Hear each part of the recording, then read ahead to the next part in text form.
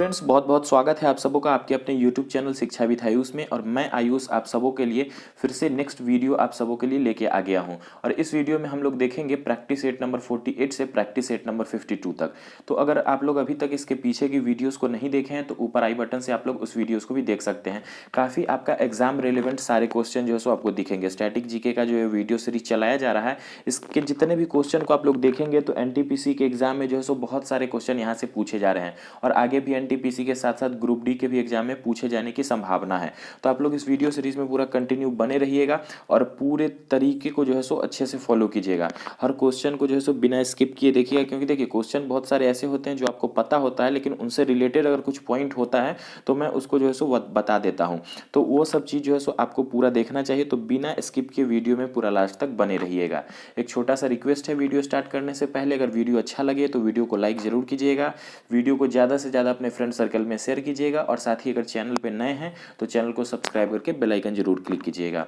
तो आइए दोस्तों, हम लोग बिना देर के स्टार्ट करते हैं अपना प्रैक्टिस सेट नंबर 41। तो देखते हैं प्रैक्टिस सेट नंबर 41 का और वीडियो सीरीज का फर्स्ट क्वेश्चन आपका होने वाला है। क्वेश्चन पूछा गया कि निम्नलिखित में से भारत रत्न का सम्मान पाने वाले पहले व्यक्ति कौन थे। तो देखिए, अगर भारत रत्न की बात करेंगे तो सबको पता है, पीछे भी मैंने कई बार डिस्कस किया कि 1954 में इसकी शुरुआत की गई। ठीक है, भारत रत्न की शुरुआत कब की गई? तो 1954 में इसकी शुरुआत की गई। तो सबसे पहले व्यक्ति थे सीबी रमन।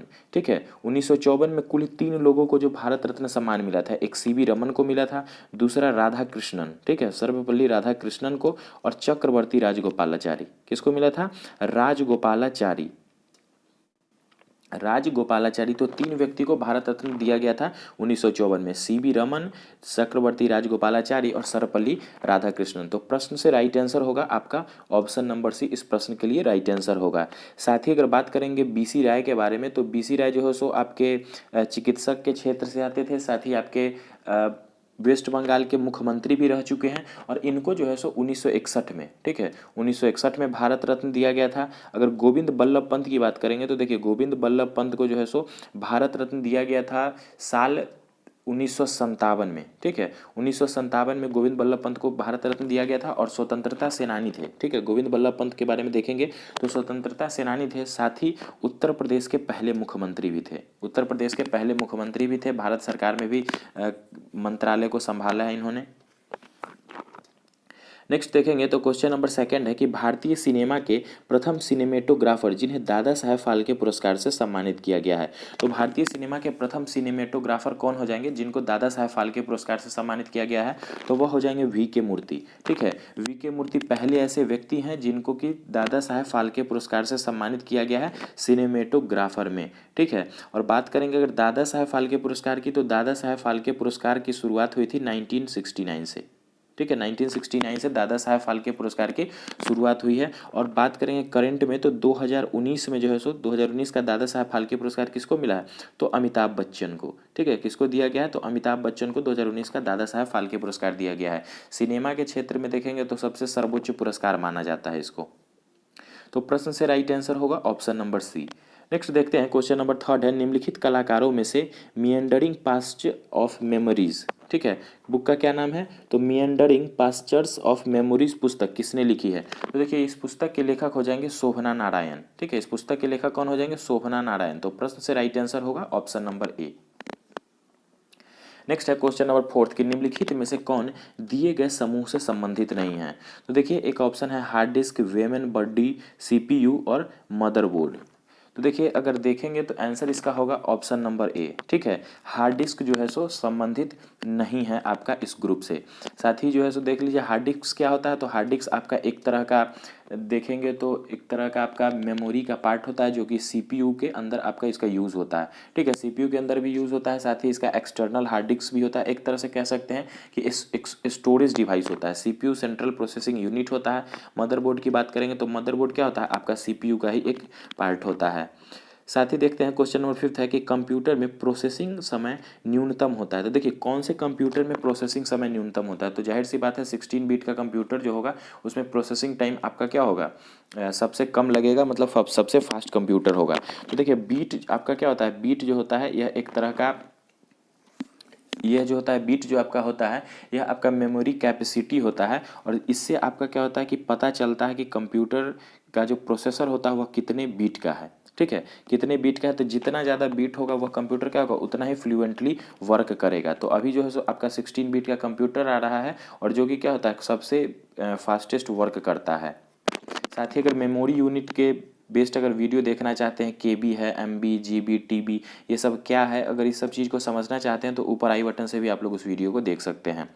आइए दोस्तों नेक्स्ट देखते हैं। क्वेश्चन नंबर 6 है कि स्वतंत्रता, समता और बंधुता यह नारा वस्तुतः दिया गया था। तो देखिए स्वतंत्रता हो, समता या बंधुता, यह नारा जो है यह नारा आपका दिया गया था फ्रांसीसी क्रांति में। ठीक है, कब दिया गया था, तो फ्रांसीसी क्रांति में। फ्रांसीसी क्रांति की बात करेंगे तो यह क्रांति जो है आपका स्टार्ट हुआ था 1789 में। ठीक है, 1789 में जो है फ्रांसीसी क्रांति हुई थी। साथ ही अगर रूसी क्रांति की बात करेंगे तो इस पर अभी एक मूवी भी आया है 1917 में इस यह क्रांति हुआ था। और अगर बात करेंगे अमेरिकी स्वतंत्रता युद्ध का, तो अमेरिकी स्वतंत्रता युद्ध जो था यह आपका चला था 1775 से लेकर 1783 तक। ठीक है, 1775 से 1783 तक चला था, और इसी युद्ध के तहत क्या हुआ, अमेरिका को जो है सो आपका स्वतंत्रता प्राप्त मिली, और वहाँ पे जो है सो आपका सरकारें चलना शुरू हो गई थी। इससे पहले क्या था कि अमेरिका में जो था आपकी सारी ब्रिटेन की एक तरह से समझिए कि कंपनियां कॉलोनियल रूल टाइप से रहती थी, जो कि पहले इंडिया में भी पहले समय में हुआ करता था।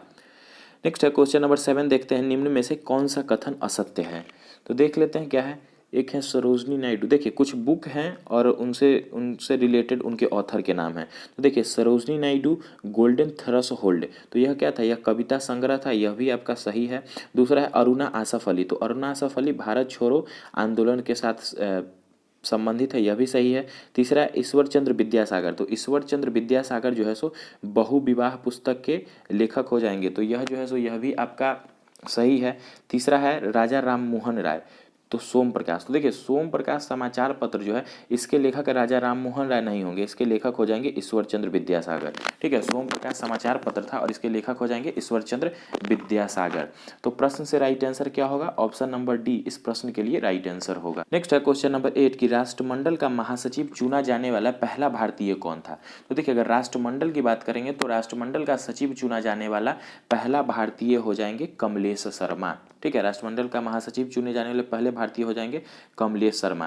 देखिए राष्ट्रमंडल के बारे में देख लेते हैं। राष्ट्रमंडल क्या है, तो राष्ट्रमंडल उन देशों का एक समूह है जो कि कभी ना कभी ब्रिटिश के अंडर में थे, या फिर ब्रिटिश रूल उन देशों पर लगा था, या फिर किसी भी तरह से जो है सो वह ब्रिटिश से संबंधित थे। तो उन सभी देशों को क्या था कि राष्ट्रमंडल देश कहा जाता है। और कुल जो है सो इसके 53 सदस्य हैं। राष्ट्रमंडल में कुल कितने सदस्य हैं, तो कुल 53 सदस्य हैं राष्ट्रमंडल में। नेक्स्ट देखते हैं क्वेश्चन नंबर 9 है कि राष्ट्रीय सामाजिक सहायता प्रोग्राम का उद्देश्य है। क्या है क्वेश्चन कि राष्ट्रीय सामाजिक सहायता प्रोग्राम का उद्देश्य क्या है। तो इसका उद्देश्य है गरीबों हेतु बीमा, अति गरीबों हेतु वृद्धावस्था पेंशन, अनुसूचित जाति और जनजाति हेतु वित्तीय सहायता। तो तीनों जो है सो आपके इस योजना का जो है सो आपका उद्देश्य था। क्या क्या हो जाएगा, गरीबी हेतु बीमा, अति गरीबों हेतु वृद्धावस्था पेंशन और अनुसूचित जाति एवं अनुसूचित जनजाति हेतु वित्तीय सहायता। तो ऑप्शन नंबर राइट होगा डी। नेक्स्ट है क्वेश्चन नंबर 10 देखते हैं। एक तरफ खेल हैं और उनसे संबंधित देश हैं।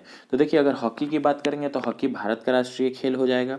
बेसबॉल की बात करेंगे तो बेसबॉल संयुक्त राज्य अमेरिका का राष्ट्रीय खेल हो जाएगा। टेबल टेनिस की बात करेंगे तो टेबल टेनिस आपका चाइना का राष्ट्रीय खेल है। और रग्बी फुटबॉल की बात करेंगे तो यह आपका स्कॉटलैंड का राष्ट्रीय खेल है। तो प्रश्न से राइट आंसर क्या होगा, ऑप्शन नंबर ए जो है सो इस प्रश्न के लिए राइट आंसर होगा। साथ ही देख लेते हैं एक बार खिलाड़ियों की संख्या। तो हॉकी में कुल 11 खिलाड़ी होते हैं। बात करेंगे अगर बेसबॉल की, तो बेसबॉल में जो है सो आपके कुल 9 खिलाड़ी होते हैं। टेबल टेनिस की बात करेंगे तो टेबल टेनिस में 1 या 2 खिलाड़ी होते हैं। और रग्बी फुटबॉल में जो सबसे अधिक खिलाड़ियों की संख्या होती है 15। और यह सिर्फ जो खिलाड़ी दिखाए गए हैं यह आपके एक टीम में इतने खिलाड़ी होते हैं। नेक्स्ट देखते हैं क्वेश्चन नंबर 11 है कि निम्नलिखित में से किसका सही मेल बाघ आरक्षित क्षेत्र परियोजना के साथ नहीं बैठता है। ठीक है, निम्नलिखित में से किसका सही मेल बाघ आरक्षित क्षेत्र परियोजना के साथ नहीं बैठता है। तो देख लेते हैं सरिस्का की बात करेंगे तो सरिस्का आपका अलवर राजस्थान में है। ठीक है, सरिस्का बाघ आरक्षित क्षेत्र कहाँ पे है, तो अलवर राजस्थान में है। वाल्मीकि की बात करेंगे तो देखिए यह आपका थोड़ा सा गलत हमें लग रहा है। आंसर में लेकिन ऐसा नहीं कुछ दिया गया है। आंसर में आपका तो आंसर सी दे रहा है, लेकिन यह भी आपका जो है सो गलत ही है। वाल्मीकि की बात करेंगे तो वाल्मीकि बाघ आरक्षित क्षेत्र जो है यह हजारीबाग में नहीं है, ठीक है। वाल्मीकि आरक्षित बाघ क्षेत्र जो है यह आपका बिहार में है, ठीक है। बिहार के चंपारण जिले में है, जो कि नेपाल से आपका बॉर्डर साझा करता है। और यह जो बिहार में हजारीबाग में नहीं है। हजारीबाग में भी आपका एक वन्यजीव अभ्यारण्य जिसका नाम है हजारीबाग वन्यजीव अभ्यारण्य, तो यह भी आपका गलत है। और पेंच भी आपका गलत है। पेंच जो है यह आपका गढ़वाल में नहीं पड़ता है, ठीक है। गढ़वाल में पेंच नहीं है। नागार्जुन की बात करेंगे तो नागार्जुन सागर जो है सो श्रीशैलम में है, तो यह भी आपका सही है। तो प्रश्न से राइट आंसर आपके ऑप्शन में दिया गया था सी, लेकिन यहाँ पर बी भी जो होगा सो राइट आंसर ही होगा। बी वाल्मीकि जो है सो हजारीबाग में नहीं है, बिहार में है। नेक्स्ट है निम्नलिखित में से कौन से कथन सही हैं, ठीक है। कौन से कथन सही हैं तो देख लेते हैं। पहला कथन है आपका कि हिग्स बोसान कण की अवधारणा सबसे पहले वर्ष 1964 में ब्रिटेन के वैज्ञानिक पीटर हिग्स सहित 6 भौतिक वैज्ञानिकों ने दी थी, तो यह कथन आपका सही है। दूसरा है कि इस कण का नामकरण पीटर हिग्स के नाम पर हिग्स रखा गया, जबकि बोसान शब्द भारतीय वैज्ञानिक सत्येंद्र नाथ बोस से लिया गया था, तो यह भी सही है। तो प्रश्न से देखेंगे तो 1 और 2 दोनों सही है। तो 12th के लिए राइट आंसर क्या होगा? ऑप्शन नंबर सी 12th के लिए राइट आंसर है। नेक्स्ट देखते हैं क्वेश्चन नंबर 13 है कि मोढेरा का सूर्य मंदिर किस राज्य में स्थित है। तो देखिए मोढेरा के सूर्य मंदिर की बात करेंगे तो मोढेरा का सूर्य मंदिर आपका गुजरात में स्थित है, ठीक है। कहाँ पे हो जाएगा? तो मोढेरा का सूर्य मंदिर गुजरात राज्य में स्थित है। नेक्स्ट देखते हैं क्वेश्चन नंबर 14 है कि एथलेटिक्स का पहला पद्मश्री विजेता है। तो एथलेटिक्स में पहला पद्मश्री जो विजेता हो जाएंगे वह हो जाएंगे मिल्खा सिंह। एथलेटिक्स में सबसे पहले पद्मश्री से किसे सम्मानित किया गया? तो मिल्खा सिंह को सम्मानित किया गया था। मिल्खा सिंह को सम्मानित किया गया था। और देख लेंगे अगर पीटी उषा के बारे में तो पीटी उषा भी आपकी भारतीय महिला धावक हैं। इनको उड़न परी के नाम से जानते हैं, ठीक है। उड़न परी के नाम से जाना जाता है। साथ ही इनको जो है सो पायली एक्सप्रेस भी बोलते हैं। पीटी उषा को क्या बोला जाता है? पायली एक्सप्रेस के नाम से भी जाना जाता है, पायली एक्सप्रेस के नाम से। और अगर मिल्खा सिंह की बात करेंगे तो मिल्खा सिंह को फ्लाइंग सिख के नाम से जानते हैं, ठीक है। किस नाम से जानते हैं? तो फ्लाइंग सिख के नाम से जानते हैं मिल्खा सिंह को। तो प्रश्न से राइट आंसर होगा ऑप्शन नंबर बी, पद्मश्री पाने वाले प्रथम एथलेटिक्स हो जाएंगे मिल्खा सिंह। नेक्स्ट है क्वेश्चन नंबर 15 कि 2011 की जनगणना के अनुसार निम्न में से किस राज्य में जनसंख्या वृद्धि दर ऋणात्मक रही। 2011 की जनगणना के अनुसार निम्न में से किस राज्य में जनसंख्या वृद्धि दर ऋणात्मक रही। तो देखिए कौन सा ऐसा राज्य हो जाएगा? तो देखिए नागालैंड ऐसा राज्य है जिसमें जब 2011 में जनगणना की गई तो वहाँ की जनसंख्या जो थी वह जो है सो बढ़ी नहीं, क्या हो गई? घट गई थी, ऋणात्मक हो गई थी। तो यह एक ऐसा पहला राज्य है, ठीक है। 2011 में कौन सा राज्य हो जाएगा जिसकी की जनसंख्या वृद्धि ऋणात्मक रही? तो नागालैंड की। तो प्रश्न से राइट आंसर होगा आपका ऑप्शन नंबर सी। नेक्स्ट देखते हैं क्वेश्चन नंबर 16 है कि टेबल टेनिस किस देश का राष्ट्रीय खेल है। तो पीछे भी अभी आया था। टेबल टेनिस की बात करेंगे तो टेबल टेनिस जो है सो आपका चाइना का राष्ट्रीय खेल हो जाएगा, ठीक है। चाइना का राष्ट्रीय खेल हो जाएगा टेबल टेनिस। नेक्स्ट है क्वेश्चन नंबर 17 कि 1998 में पोखरण में भारत द्वारा किए गए परमाणु परीक्षण का कोड क्या था। तो 1998 में जो पोखरण में आपका परमाणु परीक्षण हुआ था उसका कोड आपका क्या हो जाएगा? उसका कोड था ऑपरेशन शक्ति, ठीक है। क्या कोड था उसका? तो ऑपरेशन शक्ति उसका कोड था। तो प्रश्न नंबर 17 के लिए राइट आंसर होगा ऑप्शन नंबर सी। नेक्स्ट है क्वेश्चन नंबर 18 कि नोबेल पुरस्कार जीतने वाले एकमात्र भारतीय अर्थशास्त्री कौन है। तो देखिए नोबेल पुरस्कार जीतने वाले एकमात्र भारतीय अर्थशास्त्री हो जाएंगे आपके अमर्त्य सेन, ठीक है। अमर्त्य सेन हो जाएंगे। अमर्त्य सेन को कब? तो 1998 में नोबेल पुरस्कार से सम्मानित किया गया और ठीक 1 साल बाद 1999 में इन्हें भारत रत्न से भी सम्मानित किया गया। देखिए कोई चीज़ को जो है सो आप याद करना चाहते हैं लंबे समय तक तो उसको एक दूसरे से रिलेट कर दीजिए। अगर आप इसी क्वेश्चन को अलग अलग याद करते कि अमर्त्य सेन को नोबेल पुरस्कार कब मिला तो 98 में, फिर भारत रत्न कब मिला तो 99 में, अगर अलग अलग पढ़ेंगे तो दिक्कत हो जाएगा। लेकिन अगर एक साथ ही रिलेट कर देना, देखिए कैसे इसको याद कर लीजिए। नोबेल पुरस्कार समझ सकते हैं कि पूरे विश्व में महानतम पुरस्कारों में से जाना जाता है। तो अमर्त्य सेन को नोबेल पुरस्कार मिला, फिर अगले ही साल जो है सो भारत का भी सर्वोच्च सम्मान जो था भारत रत्न से सम्मानित कर दिया गया इनको। तो नोबेल पुरस्कार पाने वाले एकमात्र भारतीय अर्थशास्त्री हो जाएंगे अमर्त्य सेन। कुछ लोग यहाँ पे अभिजीत बनर्जी के साथ कंफ्यूज होंगे। तो देखिए अभिजीत बनर्जी को भी नोबेल पुरस्कार मिला है, भारतीय जरूर हैं लेकिन जो है सो ये आपके अब जो है सो भारतीय नहीं रहे। जन्म इनका भारत में जरूर हुआ है, लेकिन यह कहाँ के हैं, यह अमेरिकी हो जाएंगे। ठीक है, अमेरिकी हैं, जिनको कब 2019 का जो है सो दिया गया था अर्थशास्त्र का नोबेल पुरस्कार। 2019 में अर्थशास्त्र का नोबेल पुरस्कार किसको मिला था, अभिजीत बनर्जी जी और इनकी पत्नी एस्थर डुफ्लो और माइकल क्रैमर को, 3 व्यक्तियों को अर्थशास्त्र में नोबेल पुरस्कार दिया गया 2019 का। और अमर्त्य सेन एकमात्र भारतीय हो जाएंगे जिनको नोबेल मिला है, अमर्त्य सेन को, कब 1998 में।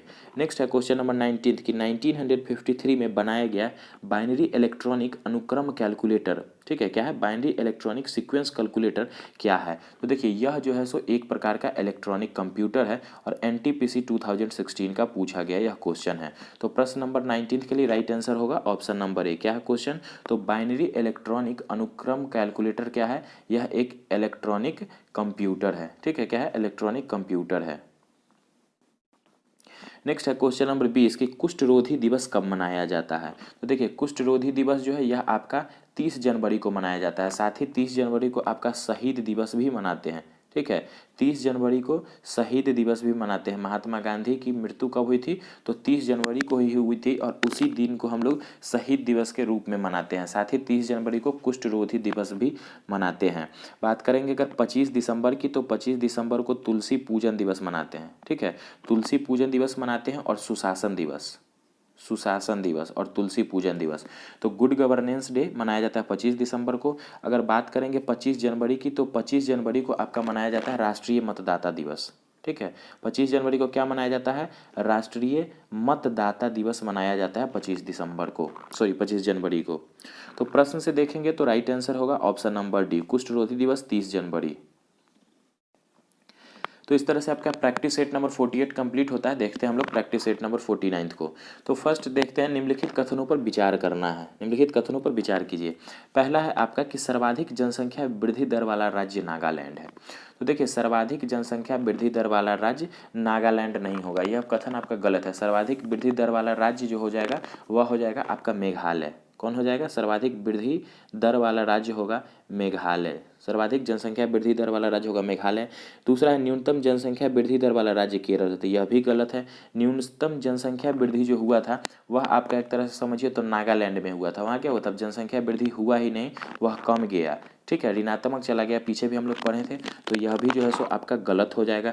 तीसरा देखते हैं कि भारत की कुल जनसंख्या वृद्धि दर 17.72% रही थी, तो यह आपका सही है। ठीक है, यह आपका सही है। और चौथा है यह पिछली जनगणना की तुलना में अधिक है, तो यह भी आपका गलत है। पिछली जनगणना में जो है सो जनसंख्या वृद्धि इससे भी ज़्यादा थी। तो प्रश्न से देखेंगे तो राइट आंसर आपका होगा ऑप्शन नंबर डी, केवल ऑप्शन 3 सही है।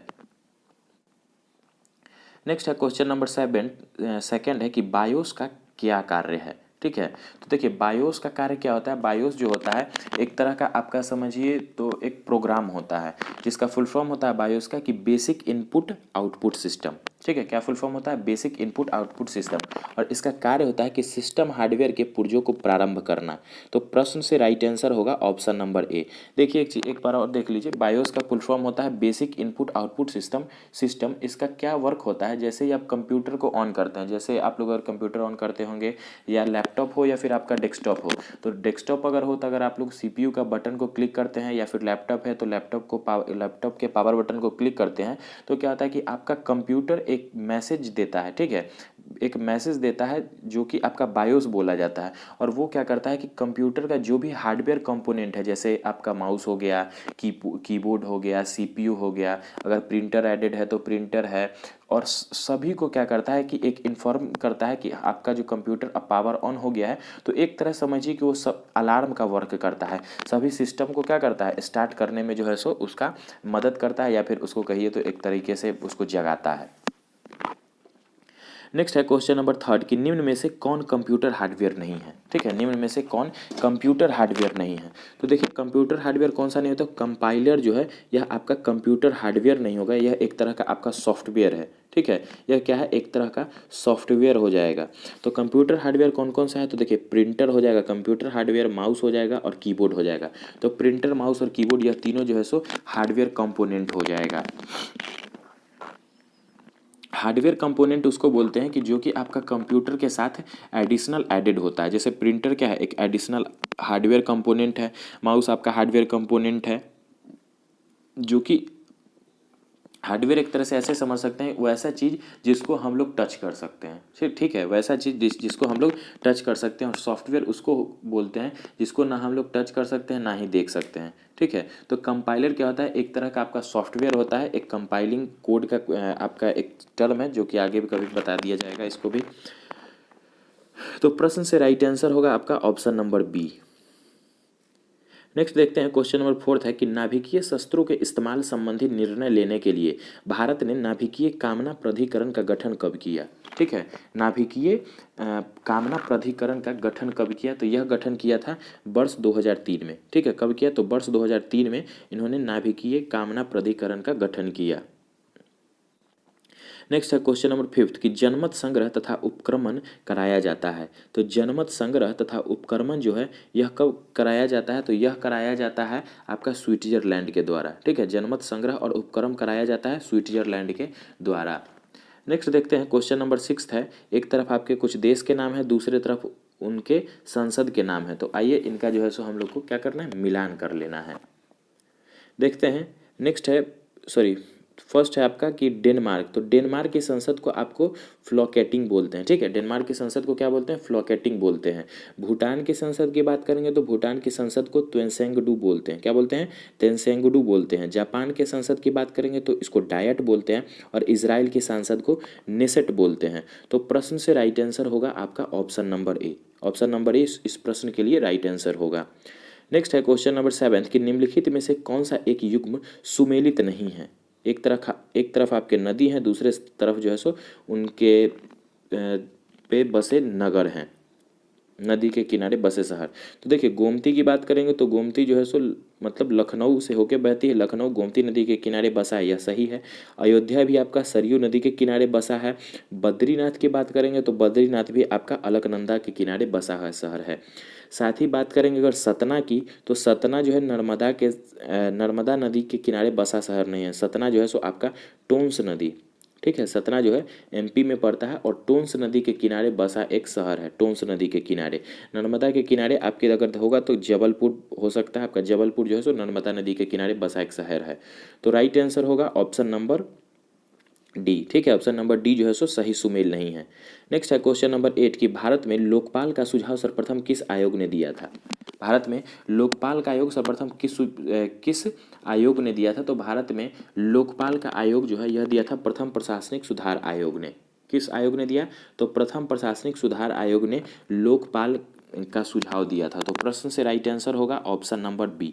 अगर देखें कि भारत के प्रथम लोकपाल कौन हो जाएंगे, तो देखिए भारत के प्रथम लोकपाल हो जाएंगे पिनाकी चंद्र घोष। ठीक है, पिनाकी चंद्र घोष जो है सो भारत के प्रथम लोकपाल हो जाएंगे। लोकपाल क्या है, तो लोकपाल आपका जो है सो भ्रष्टाचार को रोकने के लिए बनाया गया एक आपका आयोग है। नेक्स्ट है क्वेश्चन नंबर 9 कि निम्नलिखित में से कौन सा युग्म समूह सत्य नहीं है। तो आपके एक तरफ जो है सो कुछ आपके वादक हैं और दूसरे तरफ जो है सो किस चीज़ का वादन करते हैं वह दिया गया है। तो शिव कुमार की बात करेंगे तो शिव कुमार शर्मा जो है यह आपके संतूर वादक हैं। ठीक है, शिव कुमार शर्मा संतूर वादक हैं। हरिप्रसाद चौरसिया की बात करेंगे तो हरिप्रसाद चौरसिया आपके बांसुरी वादक हो जाएंगे। बिस्मिल्लाह खान की बात करेंगे तो बिस्मिल्लाह खान आपके तबला वादक नहीं है। ठीक है, बिस्मिल्लाह खान की बात करेंगे तो बिस्मिल्लाह खान ने शहनाई के वादन में, ठीक है, शहनाई वादन में इनको ख्याति प्राप्त थी। ठीक है, शहनाई वादन में इनको ख्याति प्राप्त थी। और देख लेंगे बिस्मिल्लाह खां के बारे में तो इनको भारत रत्न से भी सम्मानित किया गया था। और बिरजू महाराज देखेंगे तो बिरजू महाराज जो है सो कथक नृत्य से संबंधित हैं। तो प्रश्न से राइट आंसर क्या होगा, ऑप्शन नंबर सी इस प्रश्न के लिए राइट आंसर होगा। बिस्मिल्लाह खां तबला वादन नहीं हो जाएगा, बिस्मिल्लाह खां जो है शहनाई वादन होगा। शिव कुमार शर्मा देख लीजिए फिर से संतूर वादन, हरिप्रसाद चौरसिया बांसुरी वादन, बिरजू महाराज कथक नृत्य से। नेक्स्ट है क्वेश्चन नंबर 10 की अमृता शेरगिल किस रूप में प्रसिद्ध हुई। तो देखिए अमृता शेरगिल जो है यह आपकी चित्रकार थी। ठीक है, अमृता शेरगिल क्या हो जाएगा, चित्रकारी के क्षेत्र में जो है सो प्रसिद्धि पाई है इन्होंने। अमृता शेरगिल ने किस क्षेत्र में प्रसिद्धि पाई, तो चित्रकारी के क्षेत्र में। तो प्रश्न से राइट आंसर होगा ऑप्शन नंबर बी। नेक्स्ट है क्वेश्चन नंबर 11 कि ध्रुपद गायन क्षेत्र में दक्षता प्राप्त बालकृष्ण बउआ का संबंध निम्नलिखित में से किस घराने से है। तो बालकृष्ण बउआ जो है इनका संबंध जो हो जाएगा आपका ग्वालियर घराना से होगा। ठीक है, बालकृष्ण बउआ का संबंध जो है ग्वालियर घराना से होगा। तो प्रश्न से राइट आंसर होगा ऑप्शन नंबर बी। नेक्स्ट है क्वेश्चन नंबर 12 कि निम्नलिखित प्रसिद्ध नामों पर विचार करना है। निम्नलिखित प्रसिद्ध नामों पर विचार करना है। अमृता शेरगिल हैं, विकास भट्टाचार्य हैं, एन.एस. बेंद्रे हैं, सुबोध गुप्ता हैं। अब देख लेते हैं उपयुक्त में से कौन कलाकार के रूप में विख्यात हैं। तो कलाकार के रूप में तो आपके चारों के चारों विख्यात हैं। 1 2 3 4 देखेंगे तो ऑप्शन नंबर डी इस प्रश्न से जो है सो राइट आंसर होगा। अमृता शेरगिल की बात करें, विकास भट्टाचार्य आपके जो है सो फिल्म के क्षेत्र से आते हैं। तो चारों के चारों जो है सो आपके कला के क्षेत्र से जो है सो विख्यात हैं। नेक्स्ट है क्वेश्चन नंबर 13 कि ऑल अराउंड व्यू नामक पुस्तक किसने लिखी है। तो ऑल अराउंड व्यू पुस्तक की बात करेंगे तो ऑल अराउंड व्यू पुस्तक जो है सो पाकिस्तान के प्रधानमंत्री इमरान खान के द्वारा लिखी गई है। ऑल अराउंड व्यू किसके द्वारा लिखी गई है? इमरान खान के द्वारा। तो प्रश्न से राइट आंसर होगा ऑप्शन नंबर बी। नेक्स्ट है क्वेश्चन नंबर 14 कि भारतीय प्रेस काउंसिल एक है। तो देखिए भारतीय प्रेस काउंसिल क्या है? तो भारतीय प्रेस काउंसिल एक प्रकार का अर्धन्यायिक वैधानिक संस्था है। ठीक है, अर्धन्यायिक वैधानिक संस्था हो जाएगा भारतीय प्रेस काउंसिल। तो प्रश्न से राइट आंसर होगा ऑप्शन नंबर बी। नेक्स्ट बात करेंगे क्वेश्चन नंबर 15 है निम्नलिखित को सुमेलित करना है। निम्नलिखित को आपको सुमेलित करना है। एक तरफ आपके कुछ भूकक्ष हैं और उनकी दूरियों का या फिर उनका जो रेंज होता है उससे संबंधित है। तो देखिए निम्न भूकक्ष जो होता है, निम्न भूकक्ष की बात करेंगे तो निम्न भूकक्ष आपका 200 से 600 किलोमीटर का क्षेत्र होता है। भू निकट कक्ष की बात करेंगे तो भू निकट कक्ष जो आता है आपका 600 से 1000 किलोमीटर होता है। आगे आपका भू तत्कालिक कक्ष, तो भू तत्कालिक कक्ष की बात करेंगे तो यह आपका 36,000 किलोमीटर हो जाएगा। और दीर्घवृत्तीय मोयनिया कक्ष की बात करेंगे तो यह आपका 500 से 39,834 किलोमीटर का क्षेत्र हो जाएगा। तो प्रश्न से देखेंगे तो राइट आंसर होगा ऑप्शन नंबर सी। फिफ्थ के लिए राइट आंसर क्या होगा?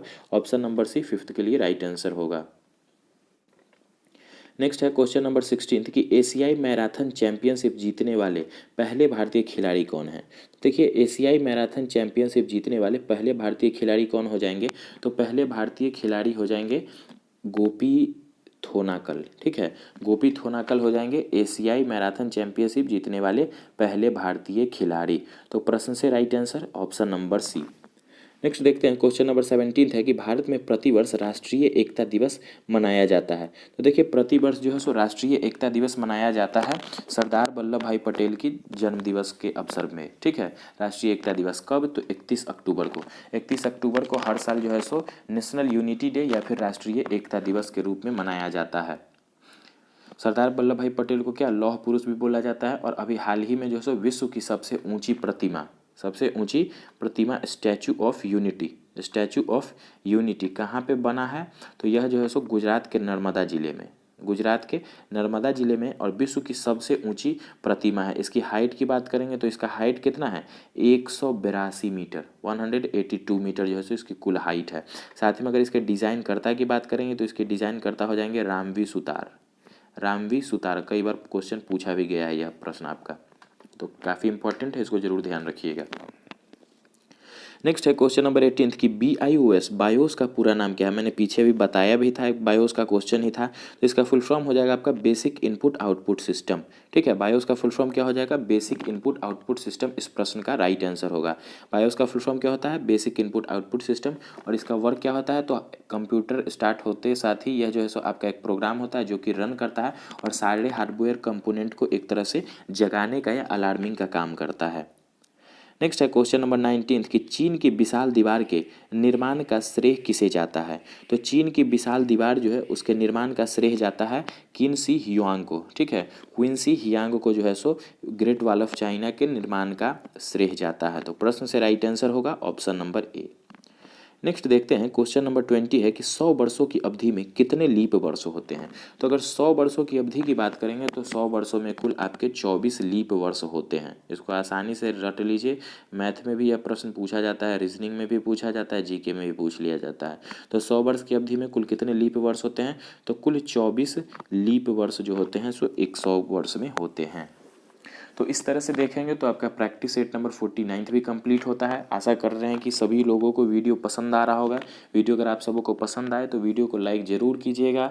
चैनल पे नए हैं तो चैनल को सब्सक्राइब भी कीजिएगा साथ में, और ज़्यादा से ज़्यादा फ्रेंड सर्कल में शेयर कीजिए। और अपने इस दोस्त को, भाई को, टीचर, मेंटर जो भी समझते हैं आप जो है सो इस चैनल को, अपने परिवार को, शिक्षा विधायक को, परिवार को बढ़ाने में जो आप सब अपना योगदान दे सकते हैं। तो आइए हम लोग जो है सो स्टार्ट करते हैं अपना नेक्स्ट प्रैक्टिस सेट, और जो कि होने वाला है इस पूरे वीडियो सीरीज़ का प्रैक्टिस सेट नंबर 50। ठीक है, प्रैक्टिस सेट नंबर 50 होने वाला है। तो काफ़ी खुशी का भी बात है, हम लोग एक एक करके 50 में प्रैक्टिस सेट पे पहुंच गए हैं। तो देखते हैं हम लोग। फर्स्ट है आपका कि कंप्यूटर के मॉनिटर पर कर्सर को डैश की मदद से घुमाया जाता है। काफ़ी आसान है, सबों को पता होगा कि कंप्यूटर के मॉनिटर पे कर्सर जो है किसकी मदद से घुमाया जाता है, तो माउस की मदद से। ठीक है, किसकी मदद से, तो माउस की मदद से कर्सर को घुमाया जाता है। साथ में देख लेते हैं स्पेस बार। तो स्पेस बार क्या होता है, स्पेस बार आपका एक कीबोर्ड का की होता है जो कि आपका स्पेसिंग में यूज़ होता है। तो प्रश्न से राइट आंसर होगा आपका ऑप्शन नंबर ए। कीबोर्ड देख लीजिए, कीबोर्ड के बारे में सबको पता है, एक हार्डवेयर कंपोनेंट है, एक आपका इनपुट डिवाइस है। जॉयस्टिक की बात करेंगे तो जॉयस्टिक भी आपका एक इनपुट डिवाइस होता है जो कि आपका गेमिंग में इसका यूज़ होता है। एक तरह से समझिए तो गेम खेलने का एक यंत्र है। ठीक है, जॉयस्टिक क्या होता है, गेम खेलने का एक यंत्र होता है। नेक्स्ट है क्वेश्चन नंबर सेकंड है कि निम्न में से कौन सा युगल पेयर गलत है। ठीक है, तो कौन सा गलत है आइए उसको देख लेते हैं। अगर बात करेंगे आईएनएस शिवाजी की, तो आईएनएस शिवाजी इंस्टीट्यूट जो है यह आपका लोनावाला में हो जाएगा, महाराष्ट्र के लोनावाला में, तो यह आपका तो सही है। दूसरा है आईएनएस हमला, तो आईएनएस हमला की बात करेंगे तो आईएनएस हमला जो है सो आपका मुंबई में होगा, यह भी सही है। तीसरा है आईएनएस गरुड़, तो आईएनएस गरुड़ की बात करेंगे तो यह आपका केरल के कोचीन में है, तो यह भी सही है। आईएनएस आंग्रे, तो आईएनएस आंग्रे की बात करेंगे तो यह आपका विशाखापट्टनम में नहीं होगा। ठीक है, आईएनएस आंग्रे जो है यह आपका प्रश्न के लिए राइट आंसर होगा, तो सेकंड के लिए राइट आंसर होगा डी। आईएनएस आंग्रे विशाखापट्टनम में नहीं होगा, कहाँ पे होगा, तो यह आपका मुंबई में होगा। आईएनएस आंग्रे कहाँ पे होगा, महाराष्ट्र के मुंबई में होगा आईएनएस आंग्रे इंस्टीट्यूट। नेक्स्ट देखते हैं प्रश्न नंबर थर्ड है कि निम्नलिखित में से कौन सा अंतर्राष्ट्रीय टेनिस खेल प्रतियोगिता घास के मैदान में खेली जाती है। पीछे के वीडियोस में भी चारों ग्रैंड स्लैम को मैंने बता दिया था कहाँ खेला जाता है, फिर से देख लीजिए सभी को। तो आपका अंतर्राष्ट्रीय टेनिस खेल में जो है सो घास के मैदान पे कौन खेला जाता है, तो देखिए विमल्डन जो आपका होता है, विमल्डन यह आपका घास के मैदान पे खेला जाता है। विमल्डन की बात करेंगे तो विमल्डन आपका जो है घास के मैदान पे खेला जाता है। साथ में अगर बात करेंगे यूएस ओपन की, तो यूएस ओपन और ऑस्ट्रेलियाई ओपन, ठीक है, यूएस ओपन और ऑस्ट्रेलियाई ओपन दोनों आपके हार्ड कोर्ट में, ठीक है, दोनों आपके हार्ड कोर्ट में खेले जाने वाले खेल हैं। विमल्डन जो है सो आपके घास के मैदान पे खेले जाते हैं, और फ्रेंच ओपन की बात करेंगे तो फ्रेंच ओपन आपकी मिट्टी के मैदान में, ठीक है, मिट्टी मतलब क्लेई ग्राउंड में खेला जाता है, मिट्टी के मैदान में खेला जाता है। तो प्रश्न से राइट आंसर होगा आपका ऑप्शन नंबर सी। घास के मैदान में कौन सा ग्रैंड स्लैम होता है, तो विमल्डन। नेक्स्ट है क्वेश्चन नंबर फोर्थ, एक तरफ आपकी समाधि स्थल है और संबंधित व्यक्ति हैं, तो आइए देख लेते हैं। किसान घाट की बात करेंगे तो किसान घाट जो है आपके चौधरी चरण सिंह की समाधि स्थल को बोला जाता है। अभय घाट की बात करेंगे तो अभय घाट मोरारजी देसाई की समाधि स्थल को, शक्ति स्थल इंदिरा गांधी की समाधि स्थल, और नारायण घाट जो हो जाएगा गुलजारी लाल नंदा की आपकी समाधि स्थल हो जाएगी। तो प्रश्न से राइट आंसर होगा आपका ऑप्शन नंबर ए। ठीक है, क्या हो जाएगा, ऑप्शन नंबर ए इस प्रश्न के लिए राइट आंसर होगा। फिर से देख लीजिए, किसान घाट चौधरी चरण सिंह, अभय घाट मोरारजी देसाई, शक्ति स्थल इंदिरा गांधी, और नारायण घाट हो जाएगा गुलजारी लाल नंदा। नेक्स्ट है क्वेश्चन नंबर फिफ्थ, देखेंगे कि विश्व में अस्तित्व में आए नवीनतम देशों और उनकी राजधानियों के निम्न युग्मों में कौन सुमेलित नहीं है। तो एक तरफ आपके कुछ देश हैं, राजधानियां हैं, सुमेल इसका करना है। तो देखिए पहला है आपका दक्षिण सूडान। तो अगर दक्षिण सूडान की बात करेंगे तो दक्षिण सूडान का कैपिटल आपका जूबा होगा, तो यह तो है आपका सही हो जाएगा। दूसरा आपका बात करेंगे सर्बिया, देखिए यही आपका जो है सो इस प्रश्न के लिए राइट आंसर होगा, और गलत चीज़ है क्या, देखिए सर्बिया जो है, सर्बिया की कैपिटल जाग्रेब नहीं होगी। जाग्रेब की बात करेंगे तो जाग्रेब आपका क्रोएशिया का, ठीक है, क्रोएशिया का कैपिटल हो जाएगा जाग्रेब। और अगर सर्बिया की बात करेंगे तो सर्बिया का कैपिटल आपका हो जाएगा बेलग्रेड। ठीक है, सर्बिया का कैपिटल क्या हो जाएगा, सर्बिया का कैपिटल हो जाएगा बेलग्रेड। तो प्रश्न से राइट आंसर क्या होगा, ऑप्शन नंबर बी। बाकी देख लेते हैं अगर ईस्ट तिमोर की, तो ईस्ट तिमोर की कैपिटल हो जाएगी डिली, और उसके बाद है मोंटेनेग्रो, तो मोंटेनेग्रो का कैपिटल हो जाएगा पोडगोरिका। ठीक है, पोडगोरिका हो जाएगा इसका कैपिटल। दक्षिणी सूडान का जूबा, सर्बिया का कैपिटल आपका हो जाएगा बेलग्रेड, और जाग्रेब जो होगा क्रोएशिया का कैपिटल होगा। नेक्स्ट है क्वेश्चन नंबर सिक्स कि संयुक्त राष्ट्र की नवीनतम सरकारी भाषा कौन सी है। तो संयुक्त राष्ट्र की अगर बात करेंगे तो संयुक्त राष्ट्र की नवीनतम सरकारी भाषा कौन सी हो जाएगी, तो इसकी नवीनतम सरकारी भाषा होगी अरबी। तो प्रश्न से राइट आंसर होगा ऑप्शन नंबर बी। नेक्स्ट है क्वेश्चन नंबर 7 कि एसेज निम्नलिखित में से किस खेल के साथ जुड़ा है। तो एसेज शब्द जो है किस खेल के साथ जुड़ा शब्द है, तो यह आपका क्रिकेट के साथ जुड़ा शब्द है। 7 के लिए राइट आंसर होगा ऑप्शन नंबर बी। एसेज किसके साथ जुड़ा है, तो यह आपका क्रिकेट के साथ जुड़ा हुआ कप है। नेक्स्ट है क्वेश्चन नंबर 8 कि प्रथम श्रेणी एक पारी में सबसे अधिक रन बनाने वाला कौन है। ठीक है, प्रथम श्रेणी एक पारी में सबसे अधिक रन बनाने वाला खिलाड़ी कौन हो जाएंगे, ब्रायन लारा। कुल कितना, तो 400 रन इन्होंने बनाया है। ठीक है, 400 रन इन्होंने बनाया है और अभी तक जो है सो कोई इस रिकॉर्ड को तोड़ नहीं पाए। ठीक है, कोई इस रिकॉर्ड को तोड़ नहीं पाया। तो सबसे अधिक रन बनाने का रिकॉर्ड जो है टेस्ट क्रिकेट में किसके पास है, तो ब्रायन लारा के पास। किस देश के खिलाड़ी हो जाएंगे ब्रायन लारा, तो वेस्ट इंडीज़ के। ठीक है, वेस्ट इंडीज के खिलाड़ी हो जाएंगे। नेक्स्ट है क्वेश्चन नंबर 9 कि निम्नलिखित में से कौन सा सर्वप्रथम घटित हुआ था। ठीक है, निम्नलिखित में से कौन सा सर्वप्रथम घटित हुआ था। तो आइए देखते हैं सर्वप्रथम जो है घटित कौन सा हुआ था। तो देखिए सर्वप्रथम आपका घटित कहने का मतलब कुछ आपके चारों न्यूज़ ट्रस्ट है तो उसके बारे में पूछा जाता है। तो देखिए सबसे पहले स्थापना आपकी हुई थी भारत प्रेस ट्रस्ट की। ठीक है, भारत प्रेस ट्रस्ट की स्थापना आपके सबसे पहले हुई थी। तो प्रश्न से राइट आंसर होगा ऑप्शन नंबर डी। थोड़ा सा पूछने का जो आपका सेंटेंस है ऊपर का वह गलत दिया गया है, एक तरह से देखेंगे तो घटित होता है वो कोई घटना के साथ जो है सो इसका इस्तेमाल किया जा सकेगा घटित शब्द का, लेकिन यहाँ पर स्थापना है तो यहाँ स्थापना की बात होनी चाहिए। फिर भी देख लेते हैं। तो आपका सबसे पहले जो है सो भारत प्रेस ट्रस्ट की स्थापना, ठीक है, प्रेस ट्रस्ट ऑफ इंडिया की स्थापना सबसे पहले हुई थी। कब हुई थी press trust of India PTI की स्थापना, तो इसकी स्थापना जो है आपका किया गया था 1947 में। ठीक है, 1947 में इसकी स्थापना हुई थी। साथ ही अगर बात करेंगे यूनाइटेड न्यूज़ ऑफ इंडिया की, तो यूनाइटेड न्यूज़ ऑफ इंडिया जो है इसकी स्थापना हुई थी 1959 में। 1959 में इसकी स्थापना हो जाएगी। तो प्रश्न से राइट आंसर होगा ऑप्शन नंबर डी। नेक्स्ट है क्वेश्चन नंबर 10 कि बंदी जीवन पुस्तक के लेखक कौन है। तो बंदी जीवन पुस्तक के लेखक की बात करेंगे तो बंदी जीवन पुस्तक के लेखक हो जाएंगे सचिंद्र सान्याल। ठीक है, सचिंद्र सान्याल इस पुस्तक के लेखक हो जाएंगे। पुस्तक का क्या नाम है, बंदी जीवन। नेक्स्ट है क्वेश्चन नंबर 11 कि निम्नलिखित का सही अनुक्रम क्या है। आपके 4 आयोग योजना जो है उस दिए गए हैं और उनका जो है सही अनुक्रम बताना है। तो ये सबसे पहले हम लोग देख लेते हैं। तो सबसे पहले अगर देखेंगे वेवेल योजना की, तो वेवेल योजना जो है यह आपका 1945 में लाया गया था। 1945 में लाया गया था। बात करेंगे रेड क्लिफ आयोग की, तो रेड क्लिफ आयोग जो है भारत और पाकिस्तान बंटवारे को लेके था, तो यह जो है सो आपका 1947 में लाया गया था।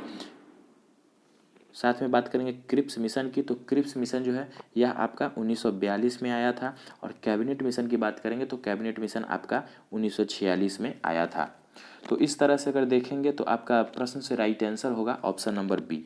ठीक है, ऑप्शन नंबर बी जो है सो इस प्रश्न के लिए राइट आंसर होगा। सबसे पहले आपका क्रिप्स मिशन 1942 में, फिर आपका वेवेल योजना 1945 में, फिर आपका कैबिनेट मिशन 1946 में और फिर आपका रेड क्लिफ आयोग 1947 में। नेक्स्ट है क्वेश्चन नंबर 12 कि निम्नलिखित स्थानों में से कौन चिकनकारी काम के लिए प्रसिद्ध है जो कढ़ाई की एक परंपरागत कला है। तो चिकनकारी काम के लिए प्रसिद्ध कौन हो जाएगा, जो कि कढ़ाई की एक परंपरागत कला है। तो इस प्रश्न से राइट आंसर होगा आपका ऑप्शन नंबर ए। ठीक है, ऑप्शन नंबर ए इस प्रश्न के लिए राइट आंसर होगा। लखनऊ इसका लखनऊ इसका जो है सो आपका राइट आंसर होगा। चिकनकारी काम जो है सो कहाँ की प्रसिद्ध एक कढ़ाई परंपरागत कला है, तो लखनऊ का। नेक्स्ट है क्वेश्चन नंबर 13 कि जनगणना 2011 के अनुसार अनुसूचित जनजातियों की जनसंख्या के आधार पर निम्नलिखित राज्यों को घटते हुए क्रम में व्यवस्थित करना है। ठीक है, तो घटते हुए क्रम में व्यवस्थित करना है किस आधार पर, तो अनुसूचित जनजाति की जनसंख्या के आधार पे। अनुसूचित जनजाति की जनसंख्या के आधार पे तो सबसे पहले आपका महाराष्ट्र होगा। महाराष्ट्र के बाद बात करेंगे अगर अनुसूचित जनजाति की जनसंख्या की, तो ओडिशा में। फिर उसके बाद जो है सो आपका राजस्थान होगा और सबसे ज़्यादा आपकी जो है सो झारखंड में अनुसूचित जनजाति की संख्या हो जाएगी। तो प्रश्न से आपका राइट आंसर होगा ऑप्शन नंबर बी। ठीक है, 13 के लिए राइट आंसर क्या होगा, ऑप्शन नंबर बी इस प्रश्न के लिए राइट आंसर होगा। नेक्स्ट है क्वेश्चन नंबर 14 किस शहर को पूर्व का प्रवेश द्वार कहा जाता है। ठीक है, तो पूर्व का प्रवेश द्वार की बात करेंगे तो पूर्व का प्रवेश द्वार जो है सो सिंगापुर को बोला जाता है। ठीक है, पूर्व का प्रवेश द्वार किसको बोला जाता है, तो सिंगापुर को जो है सो आपका पूर्व का प्रवेश द्वार बोला जाता है। एक एशियन कंट्री है और काफ़ी डेवलप्ड कंट्री है आपकी, काफ़ी डेवलप्ड कंट्री है। तो प्रश्न से राइट आंसर होगा option number A. Option number A इस प्रश्न का राइट आंसर होगा। सिंगापुर की अगर कैपिटल की बात करेंगे तो सिंगापुर का कैपिटल सिंगापुर ही हो जाएगा। कुआलालंपुर जो होगा आपका मलेशिया का कैपिटल होगा। और जकार्ता की बात करेंगे तो इंडोनेशिया का कैपिटल आपका जकार्ता होगा। अदन जो है यह लगता है गलत कुछ दिया गया है, ये आपका लगता है लंदन का अदन दिखा रहा है, जो भी हो। नेक्स्ट है क्वेश्चन नंबर 15 कि अरब सागर निम्नलिखित में से किस देश के किनारों को स्पर्श करता है। तो 4 ऑप्शन है, इसमें से बताना है कि अरब सागर जो है किस देश के किनारों को स्पर्श करता है। तो यह जो है सो आपके ओमान के किनारे को, ठीक है, ओमान के किनारे को स्पर्श करता है। तो ओमान की बात करेंगे तो आपका जो है सो आपका अरब सागर से इसकी सीमा साझा होती है, एक तरह का आपका एक कोस्टल कंट्री है। तो 15 के लिए राइट आंसर होगा आपका ऑप्शन नंबर बी। नेक्स्ट है क्वेश्चन नंबर 16 कि आप प्रवासी भारतीय दिवस से क्या समझते हैं, यह कब शुरू किया गया था। देखिए प्रवासी भारतीय दिवस जो है सो कल जो है सो आपका प्रवासी भारतीय दिवस मनाया भी गया था। 9 जनवरी को जो है सो प्रतिवर्ष प्रवासी भारतीय दिवस के रूप में हम लोग मनाते हैं, ठीक है। प्रतिवर्ष 9 जनवरी को प्रवासी भारतीय दिवस मनाते हैं, क्यों, तो देख लेते हैं। महात्मा गांधी के दक्षिण अफ्रीका से 9 जनवरी 1935 को बम्बई वापस आने के उपलक्ष्य में यह प्रवासी भारतीय दिवस स्मरण किया जाता है और यह 9 जनवरी 2003 को शुरू किया गया था, ठीक है। यह कब शुरू किया गया था, तो 9 जनवरी 2003 को यह शुरू किया गया था। तो प्रश्न से राइट आंसर होगा ऑप्शन नंबर सी, प्रवासी भारतीय दिवस 9 जनवरी याद रखना है। नेक्स्ट है क्वेश्चन नंबर 17 कि जलवायु परिवर्तन के संदर्भ में कोपनहेगन सम्मेलन कब हुआ था। तो देखिए जलवायु परिवर्तन के संबंध में कोपनहेगन सम्मेलन जो होगा यह आपका 2009 में हुआ था, ठीक है। कोपनहेगन सम्मेलन की बात करेंगे तो यह कब हुआ था, तो यह आपका 2009 में हुआ था। और कोपेनहेगन कहाँ है, तो डेनमार्क की कैपिटल आपकी हो जाएगी कोपेनहेगन। नेक्स्ट है क्वेश्चन नंबर 18 कि श्रीलंका की पहली महिला प्रधानमंत्री थी। तो देखिए श्रीलंका की अगर पहली महिला प्रधानमंत्री की बात करेंगे तो श्रीलंका के साथ साथ विश्व के किसी भी देश की पहली महिला प्रधानमंत्री हो जाएंगी श्रीमावे भंडारनाइके, ठीक है। कौन हो जाएंगे, श्रीमावे भंडारनाइके। श्रीलंका की ही नहीं विश्व के किसी भी देश की पहली महिला प्रधानमंत्री हो जाएंगी श्रीमावे भंडारनाइके। तो प्रश्न से right answer option number C. Next है क्वेश्चन नंबर 19 कि स्पाइसेस बोर्ड ऑफ इंडिया किस केंद्रीय मंत्रालय के अंतर्गत आता है। तो देखिए स्पाइसेस बोर्ड ऑफ इंडिया जो है यह आपका वाणिज्य और उद्योग मंत्रालय के अंतर्गत आता है। स्पाइस बोर्ड ऑफ इंडिया जो है सो वाणिज्य और उद्योग मंत्रालय के अंतर्गत आने वाला जो है सो एक बोर्ड है, वाणिज्य और उद्योग मंत्रालय। नेक्स्ट है क्वेश्चन नंबर 20 कि भारत का राष्ट्रीय आदर्श वाक्य क्या है। तो भारत का राष्ट्रीय आदर्श वाक्य हो जाएगा सत्यमेव जयते, ठीक है। भारत का आदर्श वाक्य हो जाता है सत्यमेव जयते, सत्य की हमेशा विजय होती है। और इसको कहाँ से लिया गया है, तो सत्यमेव जयते की बात करेंगे तो सत्यमेव जयते को मुंडक उपनिषद से, ठीक है, मुंडक उपनिषद से जो है सो इसको लिया गया है। मुंडक उपनिषद से सत्यमेव जयते को लिया गया है। भारत का आदर्श वाक्य है, क्या अर्थ होता है इसका, तो सत्य की हमेशा विजय होती है। नेक्स्ट है आपका प्रैक्टिस सेट नंबर 51 और 51 प्रैक्टिस सेट का फर्स्ट क्वेश्चन देखते हैं। पहला क्वेश्चन है कि निम्नलिखित में से कौन सा उपकरण निर्गम युक्ति नहीं है, ठीक है। निर्गम युक्ति नहीं है, तो निर्गम युक्ति कौन सा नहीं होगा, तो स्कैनर जो होगा आपका निर्गम युक्ति नहीं होगा। यह निर्गम युक्ति का क्या मतलब होता है, एक तरह का देखेंगे तो आउटपुट डिवाइस। निर्गम युक्ति होता है आउटपुट डिवाइस, तो आपको बताना है कि कौन सा आउटपुट डिवाइस नहीं, तो इनपुट आपका स्कैनर, ठीक है। स्कैनर क्या है, इनपुट डिवाइस है। तो प्रश्न से राइट आंसर होगा ऑप्शन नंबर ए। स्कैनर के द्वारा क्या करते हैं हम लोग, कोई भी चीज़ को कंप्यूटर में जो है सो फिल करते हैं। तो क्या होता है, एक इन करने का काम होता है, तो इनपुट डिवाइस है। साथ में प्रिंटर हो, फ्लैट स्क्रीन, टच स्क्रीन की बात करेंगे तो यह तीनों आपके आउटपुट डिवाइस होते हैं। नेक्स्ट है क्वेश्चन नंबर 17 सुमेलित करना है। तो एक तरफ आपके झीलों कुछ उपनाम है, भौगोलिक उपनाम, और स्थान, क्षेत्र या शहर है दूसरे तरफ। तो आइए मिलान करते हैं। पहला है आपका झीलों का शहर, ठीक है, झीलों का शहर। तो झीलों का शहर किसको बोलते हैं, तो झीलों का शहर उदयपुर को बोलते हैं। कहाँ पे है उदयपुर, तो राजस्थान का, ठीक है, राजस्थान का शहर है और काफ़ी सुंदर शहर है, मतलब काफ़ी ज़्यादा विदेशों से भी यहाँ पर पर्यटक आते हैं। तो झीलों का शहर बोला जाता है उदयपुर को। साथ में छोटा भारत किसको, दिल्ली को छोटा भारत बोला जाता है। लौंग का द्वीप आपको जंजीबार द्वीप को बोला जाता है, जो कि आपका हिंद महासागर में पड़ता है यह द्वीप। साथ में देखेंगे तो गेटवे ऑफ इंडिया, तो गेटवे ऑफ इंडिया जो है सो मुंबई को बोला जाता है, ठीक है। मुंबई में जो है आपका गेटवे ऑफ इंडिया है या गेटवे ऑफ इंडिया जो है सो मुंबई का उपनाम है, भौगोलिक उपनाम। तो प्रश्न से देखेंगे तो राइट आंसर आपका ऑप्शन नंबर ए, सेकंड नंबर क्वेश्चन के लिए राइट आंसर होगा ऑप्शन नंबर ए। नेक्स्ट है क्वेश्चन नंबर थर्ड, सुमेलित कीजिए। तो एक तरफ आपके कुछ खिलाड़ी हैं, साथ में खेल है, तो आसान है, देखते हैं सुमेलित करके। तो पहला सचिन तेंदुलकर, सबों को पता होगा, क्रिकेट से संबंधित है। गीता सेठी की बात करेंगे तो गीता सेठी आपकी बिलियर्ड्स खिलाड़ी हो जाएंगी। प्रकाश पादुकोण जो कि दीपिका पादुकोण के पिता हैं और प्रसिद्ध बैडमिंटन खिलाड़ी भी हैं। महेश भूपति की बात करेंगे तो महेश भूपति आपके टेनिस खिलाड़ी हो जाएंगे। ठीक है, महेश भूपति कौन से खिलाड़ी हो जाएंगे, तो टेनिस खिलाड़ी हो जाएंगे। तो प्रश्न से देखेंगे तो राइट आंसर आपका कौन सा हो जाएगा, option number A. Option number A इस प्रश्न के लिए राइट आंसर होगा, थर्ड का right answer option number A. Sachin Tendulkar cricket, Geeta Sethi नया नाम है, देखिए इसको, तो बिलियर्ड से, प्रकाश पादुकोण बैडमिंटन और महेश भूपति टेनिस से हो जाएंगे। नेक्स्ट है क्वेश्चन नंबर फोर्थ कि अमेरिका के किस अंतरिक्ष यान ने अपना अंतिम सफर तय किया। तो अमेरिका का कौन सा ऐसा अंतरिक्ष यान है जिसने अपना अंतिम सफर तय किया है, तो उस अंतरिक्ष यान का नाम हो जाएगा एंडवेयर। क्या हो जाएगा, एंडवेयर। तो प्रश्न से राइट आंसर होगा ऑप्शन नंबर सी। कोलंबिया की बात करेंगे तो कोलंबिया यान वही यान है जिसमें जो है सो आपका कल्पना चावला की जो है सो जिस यान से आपकी मृत्यु हो गई थी, तो यही आपका कोलंबिया यान से ही उनकी मृत्यु हो गई थी, कल्पना चावला की। नेक्स्ट है क्वेश्चन नंबर फिफ्थ कि हाल ही में शुरू किया गया रुपए का प्रतीक चिन्ह किस पर आधारित है। तो देखिए हाल ही में जो रुपए का चिन्ह शुरू किया गया है तो उसका जो प्रतीक चिन्ह है वह आपका आधारित है रोमन और देवनागरी लिपि पर। ठीक है, रोमन और देवनागरी लिपि पर जो है सो यह आधारित है। तो प्रश्न नंबर फिफ्थ के लिए राइट आंसर होगा ऑप्शन नंबर सी। नेक्स्ट है क्वेश्चन नंबर सिक्स कि सुमेलित करना है। तो कुछ आपके भौगोलिक उपनाम है और उनसे जुड़े शहर है तो उसको सुमेलित करना है। तो देखिए, तो रूस के मैनचेस्टर की बात करेंगे तो रूस का मैनचेस्टर किसको बोलते हैं, तो रूस का मैनचेस्टर जो बोलते हैं इवानेबो को बोलते हैं। ठीक है, इवानेबो को रूस का मैनचेस्टर बोलते हैं। जापान के मैनचेस्टर की बात करेंगे तो ओसाका को जापान का मैनचेस्टर बोलते हैं। भारत का मैनचेस्टर अहमदाबाद को, और ब्राज़ील का मैनचेस्टर साओ पोलो को बोला जाता है। ठीक है, साओ पोलो को ब्राजील का मैनचेस्टर बोला जाता है। तो प्रश्न से राइट आंसर आपका होगा ऑप्शन नंबर ए। सिक्स्थ के लिए राइट आंसर ऑप्शन नंबर ए। तो भारत का मैनचेस्टर देख लीजिए, भारत का मैनचेस्टर कंफ्यूजिंग वाला प्रश्न है थोड़ा सा। भारत का मैनचेस्टर अगर पूछे तो अहमदाबाद, और अगर पूछे उत्तर भारत का मैनचेस्टर तो उत्तर भारत का अगर मैनचेस्टर पूछा जाए तो कानपुर, और अगर दक्षिण भारत का मैनचेस्टर पूछा जाए तो कोयम्बटूर। ठीक है, ये तीन चीज़ आपको जरूर याद रखना है, यहाँ पे थोड़ा सा कन्फ्यूज़न क्रिएट हो जाता है। नेक्स्ट है क्वेश्चन नंबर सेवेंथ कि गीत गोविंद के रचयिता हैं।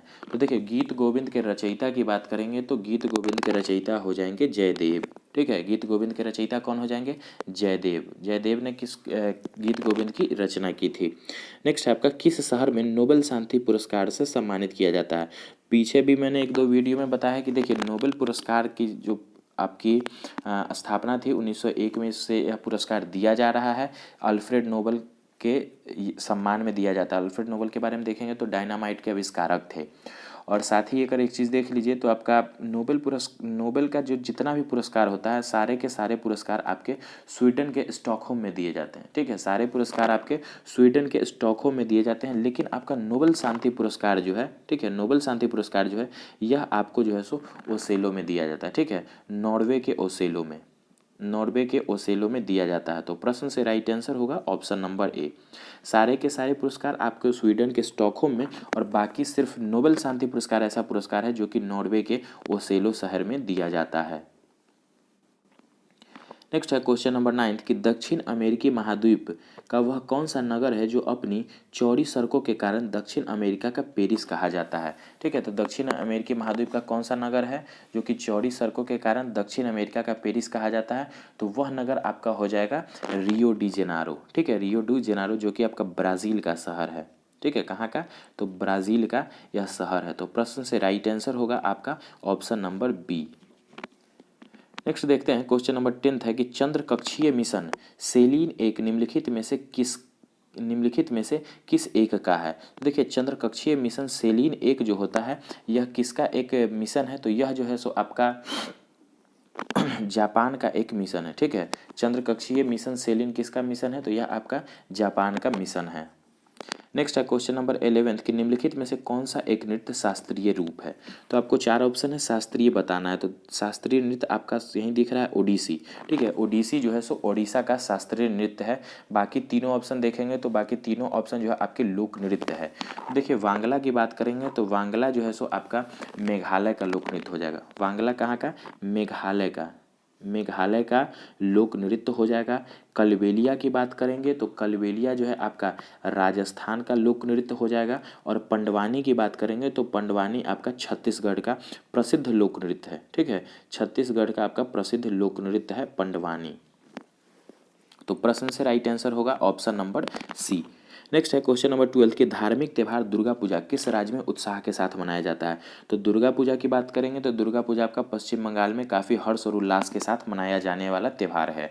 ठीक है, दुर्गा पूजा काफ़ी हर्ष उल्लास के साथ पश्चिम बंगाल में मनाए जाने वाले त्यौहार है। तो प्रश्न से राइट आंसर होगा ऑप्शन नंबर बी। नेक्स्ट है मंदिर का सबसे लंबा गलियारा कहाँ पे है। तो देखिए मंदिरों का सबसे लंबा गलियारा जो है सो आपका रामेश्वर में, तमिलनाडु के में स्थित जो रामेश्वरम मंदिर है, एपीजे अब्दुल कलाम की जन्मभूमि भी यह स्थल है। तो वह रामेश्वरम में जो है सो आपका सबसे बड़ा गलियारा है, largest corridor in the India. तो रामेश्वरम हो जाता है। ठीक है, रामेश्वरम सबसे बड़ा गलियारा है मंदिरों के लिए।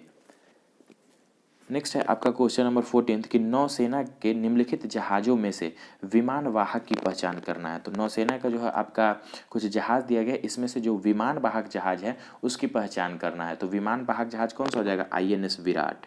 ठीक है, नाम ही इसका विराट है, जाहिर सी बात है बड़ा ही होगा तभी तो विमान वाहक है।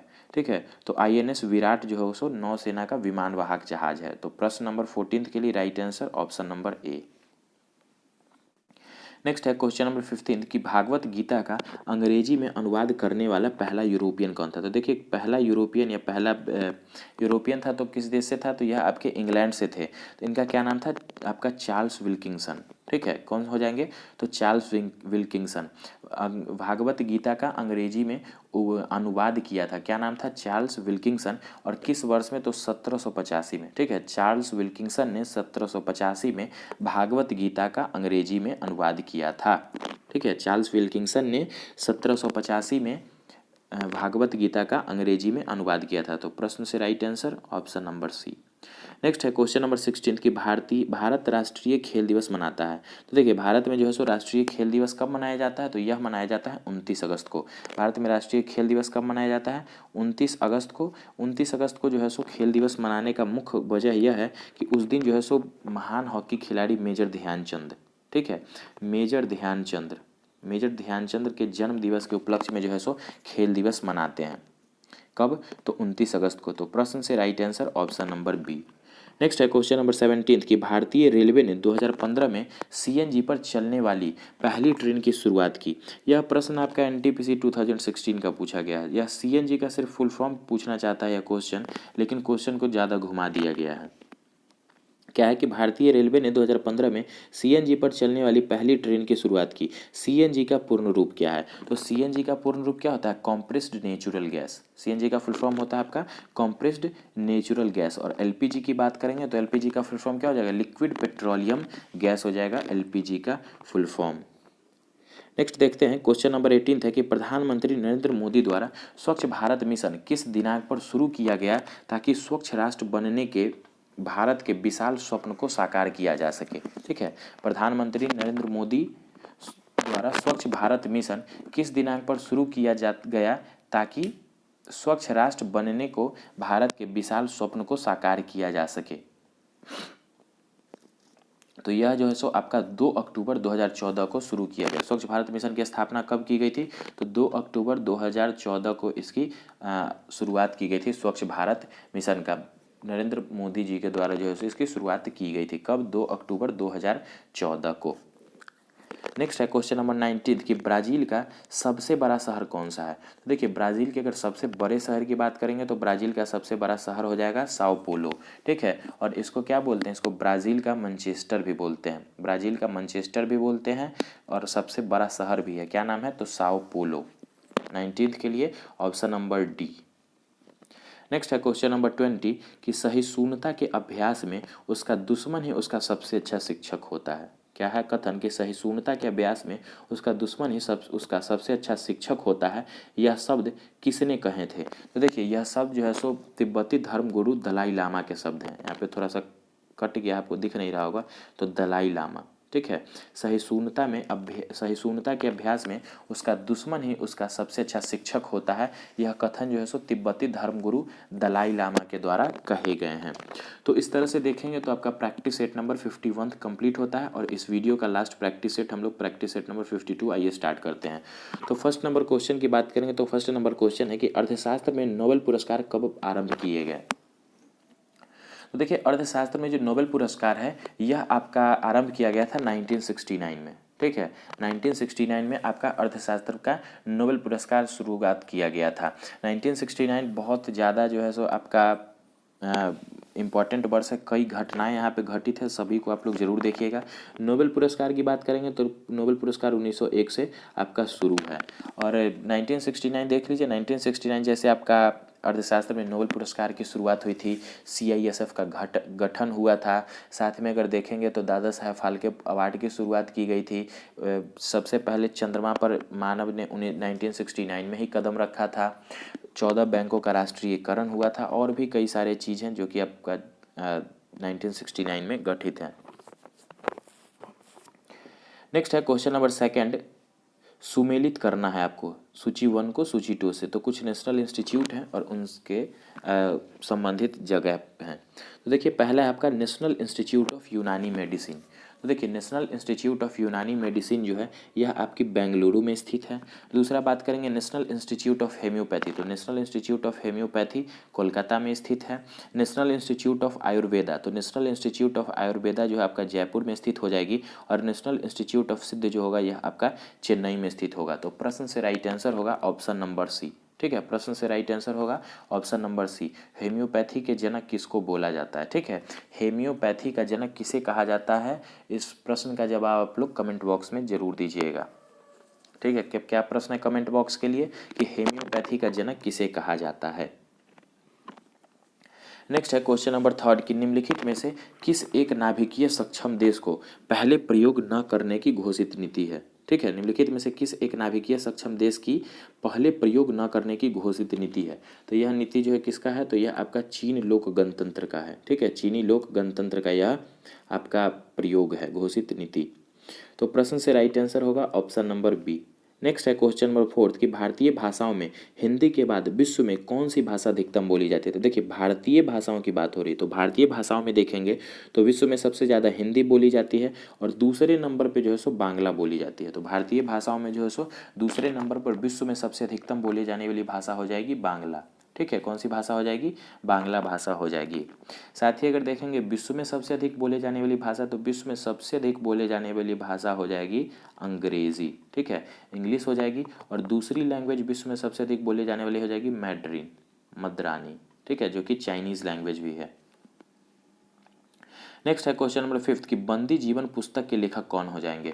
तो पीछे भी यह पुस्तक आया था, तो बंदी जीवन पुस्तक के लेखक कौन हो जाएंगे? तो इस पुस्तक के लेखक हो जाएंगे सचिंद्र सान्याल, ठीक है। तो प्रश्न नंबर फिफ्थ के लिए राइट आंसर होगा ऑप्शन नंबर डी, बंदी जीवन पुस्तक के लेखक हो जाएंगे सचिंद्र सान्याल। नेक्स्ट है क्वेश्चन नंबर सिक्स कि खिलाड़ियों हेतु भारत में सर्वोच्च खेल पुरस्कार है। तो खिलाड़ियों हेतु भारत में सर्वोच्च खेल पुरस्कार जो है वो हो जाएगा राजीव गांधी खेल रत्न पुरस्कार, ठीक है। कौन सा हो जाएगा, राजीव गांधी खेल रत्न पुरस्कार खिलाड़ियों के लिए सर्वोच्च पुरस्कार है।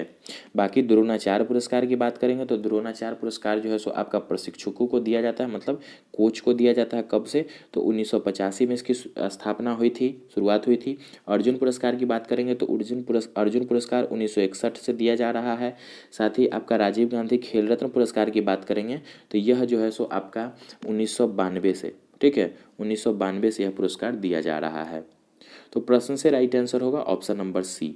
नेक्स्ट है क्वेश्चन नंबर 7 कि किस पूर्व भारतीय प्रधानमंत्री के जन्मदिन 25 दिसंबर को मनाया जाता है? तो 25 दिसंबर को कई बार मैंने डिस्कस भी किया, अटल बिहारी वाजपेयी जी का, ठीक है। 25 दिसंबर को अटल बिहारी वाजपेयी जी का जन्म दिवस मनाया जाता है और उसी दिन के में हम लोग क्या मनाते हैं, गुड गवर्नेंस डे या सुशासन दिवस के रूप में हम लोग मनाते हैं 25 दिसंबर को। साथ में 25 दिसंबर को आपका तुलसी पूजन दिवस भी हम लोग मनाते हैं।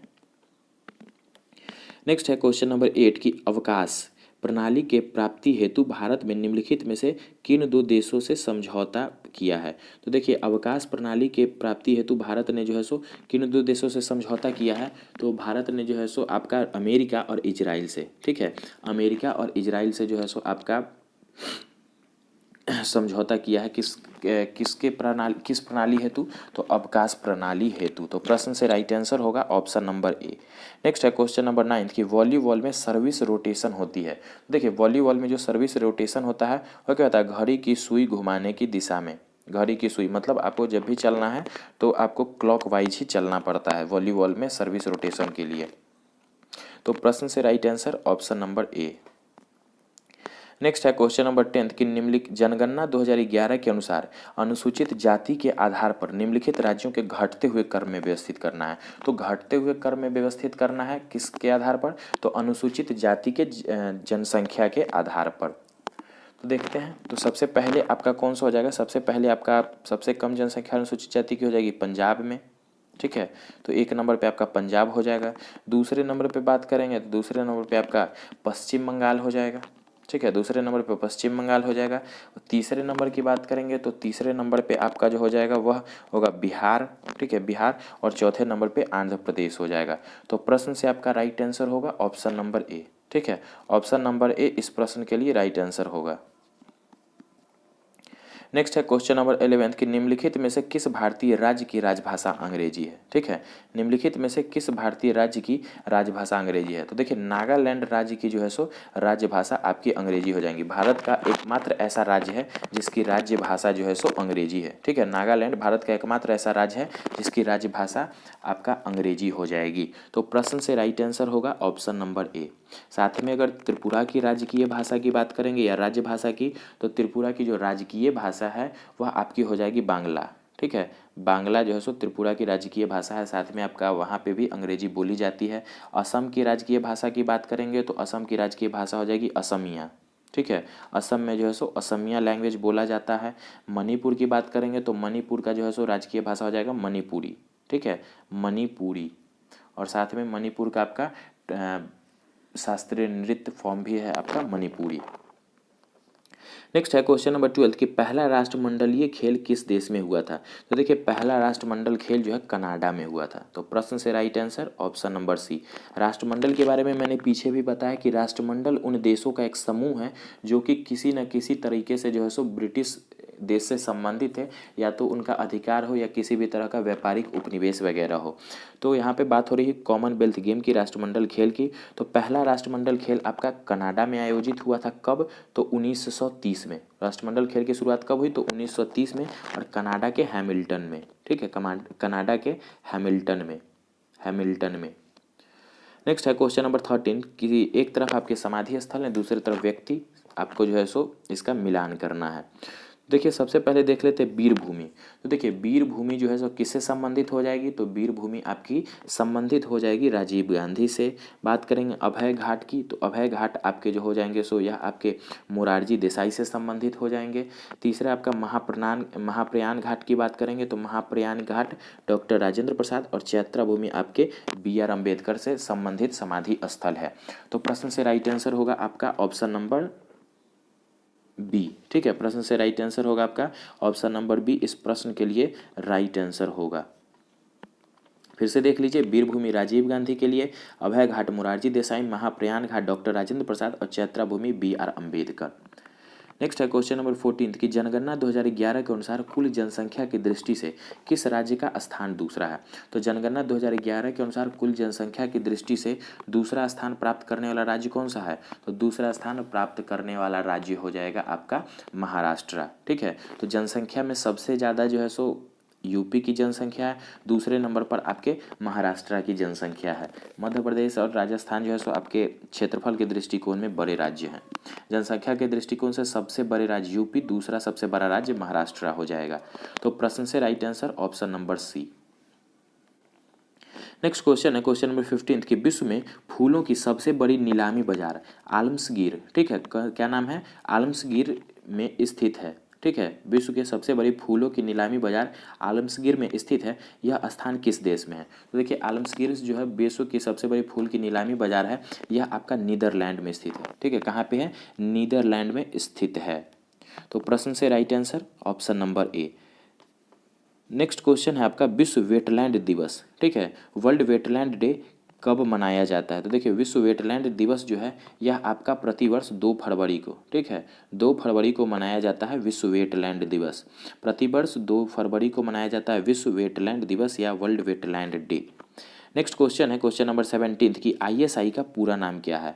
तो आईएसआई का पूरा नाम क्या हो जाएगा? आईएसआई का पूरा नाम है इंटर सर्विसेज इंटेलिजेंस। और आईएसआई जो है यह आपकी पाकिस्तान की गुप्तचर संस्था है। ठीक है, पाकिस्तान की आपकी गुप्तचर संस्था है। जिस तरह से आपका भारत में रॉ है, काम करता है, एनआईए है, उसी टाइप से आपका पाकिस्तान का आईएसआई है, इंटर सर्विसेज इंटेलिजेंस, पाकिस्तान की गुप्तचर संस्था है। तो प्रश्न से राइट आंसर ऑप्शन नंबर ए। नेक्स्ट देखते हैं क्वेश्चन नंबर 18 है कि अफ्रीका के लोकतांत्रिक ढंग से नवनिर्वाचित प्रथम महिला राष्ट्रपति कहाँ से हैं? तो देखिए अफ्रीका की लोकतांत्रिक ढंग से नवनिर्वाचित प्रथम महिला राष्ट्रपति जो हो जाएंगी यह आपके हो जाएंगे लाइबेरिया से। ठीक है, तो लाइबेरिया देश में जो है सो अफ्रीका की सबसे प्रथम महिला राष्ट्रपति नियुक्त हुई हैं। तो प्रश्न से right answer option number B. Next question है क्वेश्चन नंबर 19 कि निम्नलिखित में से कौन वर्तमान में चाइना के प्रधानमंत्री हैं? तो ध्यान से देखिएगा, चाइना के प्रधानमंत्री की बात हो रही, ना कि राष्ट्रपति की। तो अगर चाइना के राष्ट्रपति की बात होगी तो राष्ट्रपति आपके हो जाएंगे सी जिनपिंग। ठीक है, चाइना के राष्ट्रपति प्रेसिडेंट हो जाएंगे सी जिनपिंग। लेकिन अगर चाइना के प्रधानमंत्री की बात हो जाएगी तो वो हो जाएंगे ली क्विंग। ठीक है, कौन हो जाएंगे? Li Qiang. तो प्रश्न से राइट आंसर होगा option number B, president of China Xi Jinping and prime minister of China हो जाएगा ली क्विंग। नेक्स्ट क्वेश्चन है क्वेश्चन नंबर 20 कि भारत में सबसे कम उम्र की पहली कश्मीरी महिला पायलट कौन है? तो देखिए भारत में सबसे कम उम्र की पहली महिला कश्मीरी पायलट हो जाएंगी आयशा अजीज। ठीक है, कौन हो जाएंगी? आयशा अजीज। तो भारत की सबसे कम उम्र की पहली कश्मीरी महिला पायलट, तो राइट आंसर होगा आयशा अजीज। प्रश्न से right answer option number B, option number D. तो इस तरह से फ्रेंड्स आपका आज के वीडियो का टोटल जो है सो प्रैक्टिस सेट कंप्लीट होता है। आशा करते हैं कि पूरा वीडियो आप लोगों ने बिना स्किप किए देखा होगा। वीडियो अगर अच्छा लगा होगा तो वीडियो को ज़रूर लाइक कीजिएगा। साथ में अगर चैनल पे नए हैं तो चैनल को ज़रूर सब्सक्राइब कीजिएगा और वीडियो को ज़्यादा से ज़्यादा शेयर कीजिए अपने इस दोस्त को, अपने इस शिक्षाविद आयुष के परिवार को बढ़ाने में जो आप सभी अपना योगदान दे सकते हैं। वीडियो में लास्ट तक बने रहने के लिए फ्रेंड्स बहुत बहुत धन्यवाद।